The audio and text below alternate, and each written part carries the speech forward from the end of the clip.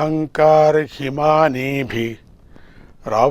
सति मानसे अपि सन्निहितं चित्त मर्मगर्तं न रूप्यते। मन अहंकार रूपी हिम कणों से गिरे होने पर मन के बुरे विचार सामने एक बड़े गड्ढे की तरह दिखाई नहीं देते।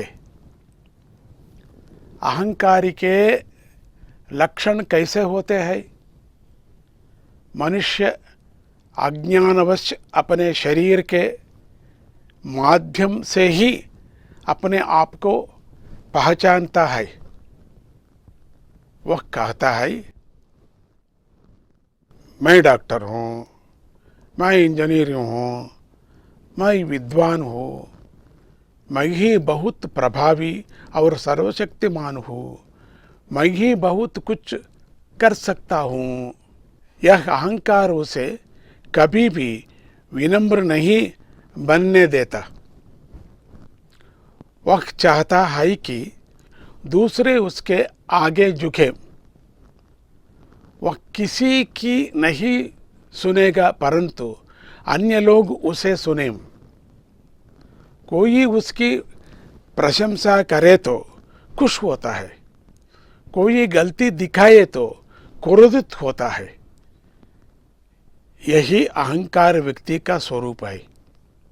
मनुष्य के विनाश का कारण अहम ही है। इसके असर से वह बहक जाता है और भयंकर पाप कर बैठता है।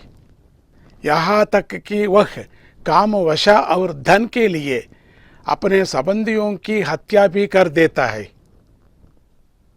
वह अपने कार्यों के परिणाम के बारे में नहीं सोचता, क्योंकि वह अपने विवेक को खो चुका होता है।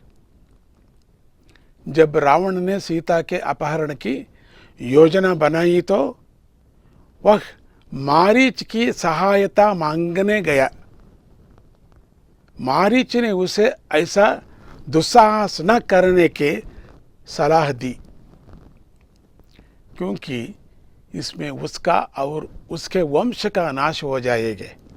उसने उसे राम की शक्ति को कम ना समझने की भी चेतावनी दी, जो कि स्वयं भगवान नारायण मनुष्य रूप में अवतरित हुए थे।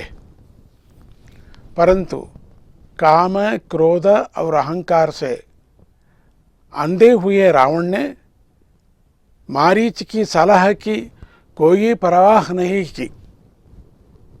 इसके विपरीत अत्यंत गुस्से से अपने बात न मानने पर मारीच को मारने की धमकी भी दी।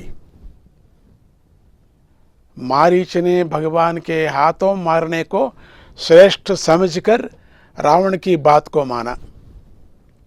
विभीषण और हनुमान ने भी रावण को समझाया, परंतु रावण अहंकार से किसी की सलाह नहीं माना। अहंकार के कारण रावण बड़े गड्ढे के रूप में स्थित अपने दुर्विचार को देख नहीं पाया। अंत में वही उसका विनाश का कारण हुआ। तो फिर मनुष्य में अहम भाव का बीज कैसे बढ़ने लगता है? ऐसे दिखाता है कि कई कार्य मनुष्य द्वारा इस संसार में हो रहे हैं। जब वे कार्य सफल हो जाते हैं, मनुष्य में उन कार्यों के कर्ता होने का विश्वास बढ़ने लगता है। इससे मनुष्य भूल जाता है कि सारे कार्य विश्वकर्ता के संकल्प से हो रहा है और वह केवल उसका माध्यम मात्र है। इससे मनुष्य अपने आप को कार्यों का कर्ता मानकर बंधनों में बनता जा रहा है। फलस्वरूप उसमें अहम भाव बढ़ने लगता है और उसका पतन होता है। अहंकार ज्ञान चक्षुओं को बंद कर देता है। एक बार श्री महाविष्णु सुदर्शन चक्र को बुलाकर बोले, तुम्हारे वजह से मैं राक्षसों पर विजय प्राप्त कर रहा हूँ। यह सुनते ही एक क्षण के लिए सुदर्शन में अहम भाव आया। इस कारण शापग्रस्त होकर भूलोक में जन्म लिए। जब वैकुंठवासी बलशाली सुदर्शन का यह हाल है तो साधारण मानवों का क्या कहना। इसलिए कार्य पूरा होने के बाद सारा फल श्री कृष्ण के चरणों में अर्पण करना चाहिए। इसलिए हम भारतीय लोग सब पूजा के बाद, सब दान का बाद, अन्नदान का बाद जल लेकर ये पूरा कार्यक्रम, ये फल श्री कृष्णार्पणमस्तु ऐसा त्याग देता है। ये हमारा धर्म का विचार है। श्री कृष्ण चरणों में अर्पणा करना चाहिए। जय गुरुदत्ता, श्री गुरुदत्ता।